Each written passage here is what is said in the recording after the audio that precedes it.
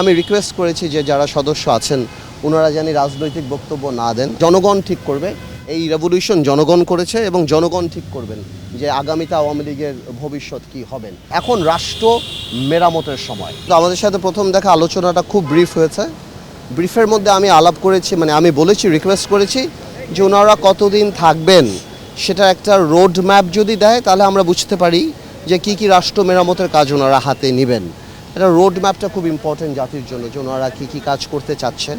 তো ওনারা বলেছেন যে আগামী মাসে আবার এক্সটেন্সিভ আমাদের সাথে বসবেন, সব রাজনৈতিক দলের সাথে বসবেন, তখন একটা ক্লিয়ার আইডিয়া পাওয়া যাবে যে কী কী কাজ ওনারা হাতে নিতে পারেন এই জিনিসটা নিয়ে। এর বাইরে আর তেমন কোনো গুরুত্বপূর্ণ আলাপ হয়নি। আমরা বলেছি যে আমাদের সাপোর্ট ওনাদের জন্য থাকবে।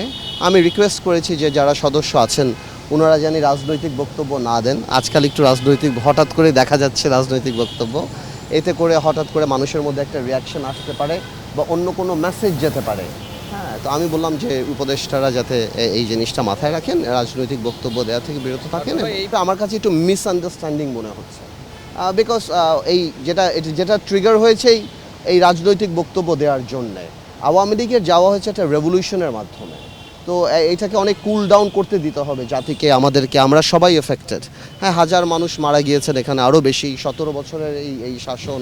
তো আমার মনে হয় যে এই জন্যই আমি বলছি যে উপদেষ্টারা যারা আছেন ওনারা যদি রাজনৈতিক বক্তব্য দেওয়াটা থেকে বিরত থাকেন তাহলে আমার মনে হয় যে এই কনফিউশনটা আসলে ক্রিয়েট হবে না। বা একজন কথা বলে একটা স্পোক্সম্যান থাকলে আমার মনে হয় এটা বেটার।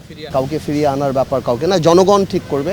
এই রেভলিউশন জনগণ করেছে এবং জনগণ ঠিক করবেন যে আগামীতে আওয়ামী লীগের ভবিষ্যৎ কি হবেন। সামনে এই যে গণহত্যা, তার বিচার আছে, তার আরও অনেক কিছু, আরও অনেক ইনভেস্টিগেশন আছে, কোথা থেকে বের হবে, কি হচ্ছে না হচ্ছে, সব কিছুর পর মানুষ ঠিক করবেন। রাজনৈতিক দল তো আসলে কাগজে কলমে হয় না।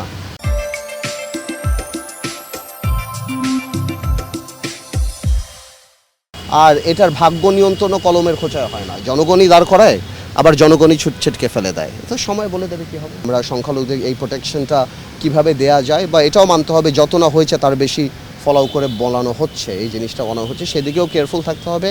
আর পুলিশ বাহিনীতেও তো দেখলাম মাশাআল্লাহ আস্তে আস্তে নেমে যাচ্ছে।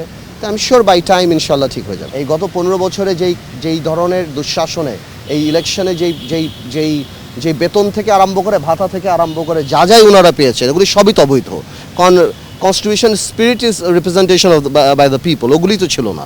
তো এই গত 15 বছরে যা করেছে সবই তো অবৈধ। আমি মনে করি এদের বিরুদ্ধে দ্রুত বিচার বলেন আপনি দ্রুত সম্পত্তি নিলাম আইন বলেন, অর্থনৈতিক রাষ্ট্রদ্রোহিতা বলেন, অনেক কিছু করার আছে। প্রশ্নটা হলো রোড ম্যাপটা দিলে আমরা বুঝতে পারবো যে এই সরকার সেটা করবে না ভবিষ্যতে কোনো গণতান্ত্রিক সরকার সেটা করবে। ইলেকশন তাড়াতাড়ি দিতে হবে এমন আমাদের কোনো প্রেশার নাই। আমরা যদি মনে করি ভালো কিছু ওনারা করতে চান, আমরা ওনাদের পাশে আছি। বিকজ রেভলিউশনের পরে যে সরকার, আমরা সবাই এটার মধ্যে কন্ট্রিবিউট করেছি। আমরা 17 বছর কন্ট্রিবিউট করেছি। আমরা চাই ভালো কিছু যদি ওনাদের হাত দিয়ে হোক। আমরা সব, এখন রাষ্ট্র মেরামতের সময়, আসুন সবাই মিলে দেশ গড়ি, এটা হওয়া উচিত স্লোগান।